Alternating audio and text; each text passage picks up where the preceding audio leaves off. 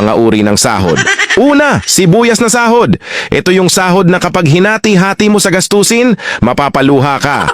Pangalawa, pampapayat na sahod. Ito yung sahod na habang tumatagal, pakonti ng pakonti, ang natitirang pangkain mo. Pangatlo, magic sahod. Ito naman yung sahod na konting kumpas lang ng kamay at abracadabra, wala na siya. Pang-apat, malabag yung sahod. Ito yung sahod na di ka sigurado kung kailan ito darating at kung gaano ito tatagal. Panglima, corning pelikulang sahod. Ito naman yung sahod na tinatawanan mo na lang para di ka mabwisit. Pang-anim, konserbatibong sahod. Ito yung sahod na nakakawala ng inspirasyon.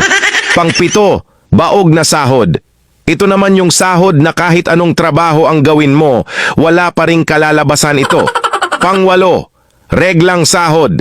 Ito yung sahod na isang beses isang buwan lang dumating at tumatagal lang ng 3 araw. Alin sa 8 ang sahod mo?